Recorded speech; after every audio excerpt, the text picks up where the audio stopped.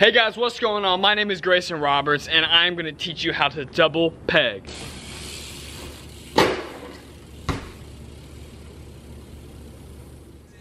On this flight, man. Told the pilot ain't no flight plans. Can't believe whatever I'm saying. If you're all new to the channel, just go ahead and start out by hitting that subscribe button. I make all sorts of action sports vlogs, how-tos, challenges, series, reaction stuff like that, all that good stuff. So make sure you hit that subscribe button and join the family. Also, if you're already a part of the family, in about, I think, a week, I'm gonna drop the winter line, AKA like 20 freaking products, guys. Long sleeves, jackets, hoodies, sweatshirts, beanies, all that sorts of good stuff. So links in the description. Check out what I've got from the summer collection, all sorts of tank tops, hats, dad hats, visors, all sorts of good stuff like that. So links in the description. And anyway, let's get into the video. So I'm gonna be doing the double peg on a, I believe is 18-inch high, 8-foot long Sabrosa rail. Now what I recommend is like either a teeny tiny, I believe that is 16 inches. You can have a little box, a little rail. It's all the same. This is like a 2-foot high box. It all works the same pretty much. But in all honesty, if you could do that 16-inch box, why can't you do a 24-inch box? Like, it doesn't really matter the height of it. The height totally depends on the rider. How well, like, are you a professional at like 360s and backflips? You just don't ever have pegs as you're learning to grind. It's just your first week on a BMX bike. That totally depends on the rider. But if you're brand new to BMX, sorry, that was a bug. If you're brand new to BMX, I would go medium speed. I'll show you. And a Sabrosa rail, honestly, between a rail and a box, let me know in the comments below in your experience which you think is easier. I personally think grinding on a rail for double pegs is easier, but let me know what you think in the comments below. All right, so you found a rail that you're comfortable with. You've kind of figured out a comfortable speed to approach it. Like I said before, those two completely factor into your comfort / skill level, so keep that in mind. That varies, but I've got the rail behind me, I've got the bike under me. This is how you're gonna do the 180. Why did I say this is how you're gonna do a double peg? So you're gonna approach it not quite parallel, but you don't wanna angle it too much, otherwise, if it's at a 90-degree angle like this, you'll just yeet right into the side of it, not really go anywhere but into it, and you'll fall over. So I would go to learn, because it is easier to kind of go more straight at it because you get both pegs on contact easier, but as you get better and better, you can just start going more and more straight on as you get more accurate.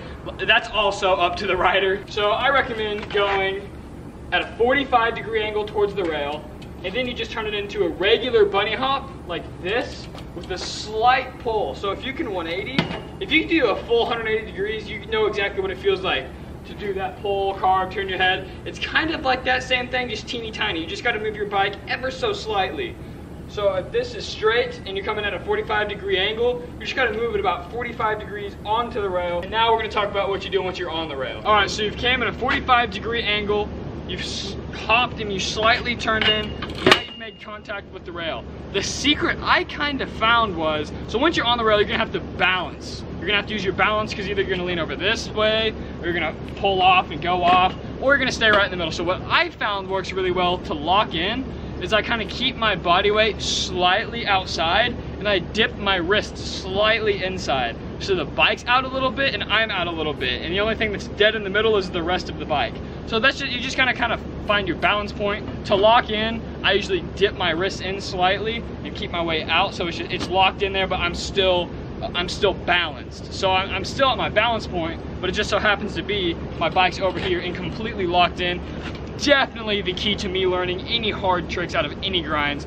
For example, if you don't know what a hard trick is, when you go in and you do the double peg and you're locked in, when you go to pull out to do a hard 180, you're not gonna slip off like that if you were just straight on it like this. So try to keep your body weight out a little bit, dip the wrist in, locked, find that balance point and slide. And to come off of the rail, literally all you do is just locked in and you just kind of form back that normal like riding position and pull off slightly.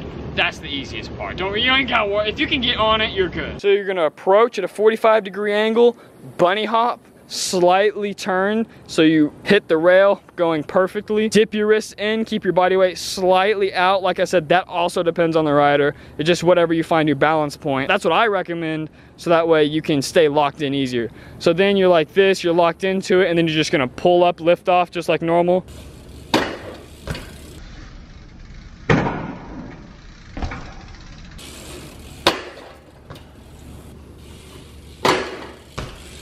Getting out of a grind is literally just like pulling off of a curve at a slight angle. All you're gonna do is kind of pull out and lift up. It's the easiest thing in the world. But this is a quick how-to on how to 180. Why do I keep saying that? On how to double peg? I've gotten a few comments, a few requests for this, so I thought I'd make it. I want to start making more how-tos and stuff. So if you got anything at all out of this video, please share it with one of your homies. Do them a favor, teach them a new trick today, and smash that like button. It's a great beginner trick. It's a great way to get into kind of the world of grinding. Some people may start with a double peg, some may be a feeble. It just depends on the person and what you do. The double peg is the foundation to some of my most favorite tricks in BMX. For example, an up rail hard 360, or I also like the up rail 180 bars. They feel so good. So learning double pegs will feed into feebles if you can't do that already, then Smiths, luckies, unluckies, hard tricks, easy tricks, all sorts of stuff like that. So thank you guys for watching. Stay consistent at it. Don't give up. It'll happen eventually. I wasn't always able to do a double peg. You know, I was in your shoes at some point. So good luck. Peace. I was down. Yeah. Now I'm better. Stunting with my dogs like my first name Cruella.